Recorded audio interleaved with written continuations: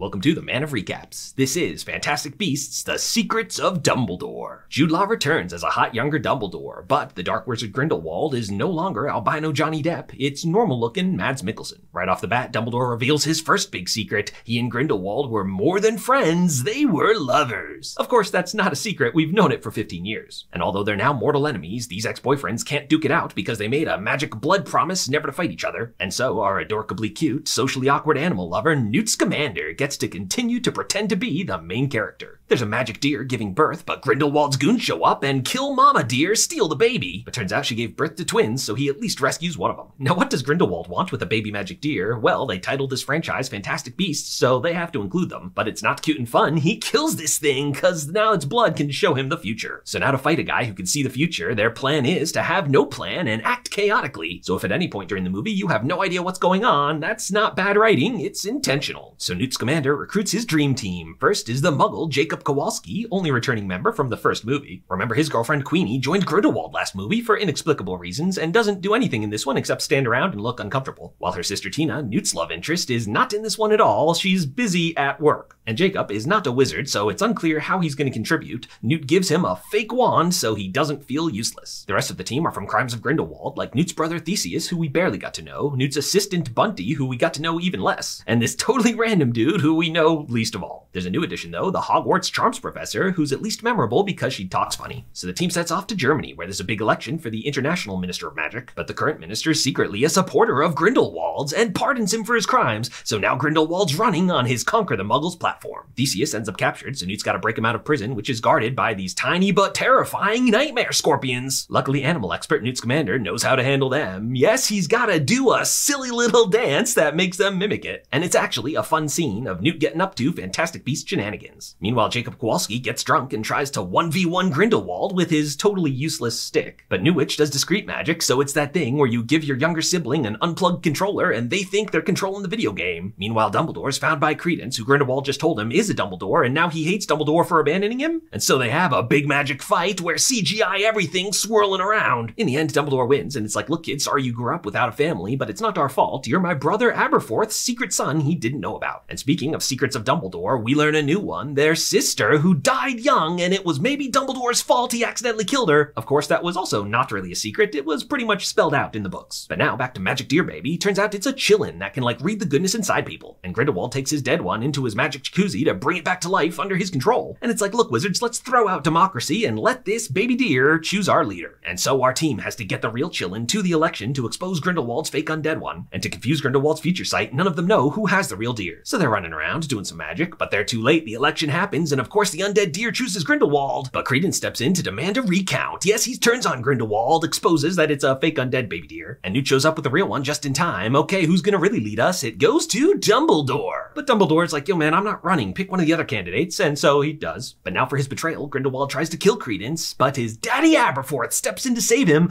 with his brother Albus. It's a double Dumbledore block spell. But what about the Magic Blood Pact? Well, for reasons that aren't fully explained, now it breaks. For some reason, they're transported to a pocket dimension, and it's finally time, the Dumbledore vs. Grindelwald epic wizards duel. Although it's actually not that epic, they mostly just stare intently and point CGI at each other. In the end, they're evenly matched, and Dumbledore doesn't want to fight his former lover, decides to leave their real final battle for the next movie that may or may not ever happen. So now Grindelwald's under arrest, but he's peacing out of there. You'll always remember this is the day you almost caught Captain Jack Sparrow. Anyway, the day is saved for now. Credence gets to hang out with his daddy Aberforth, although apparently he's dying of obscurus disease. With Tina out of the franchise, they hint at a new romance between Newt and his assistant Bunty, but actually Tina does show up for a quick cameo at Queenie and Jacob's wedding. Dumbledore apparently not invited, he's just creepily watching it from outside. And so, with defeating Grindelwald unresolved and the future of this franchise looking uncertain, that's where Secrets of Dumbledore comes to an end.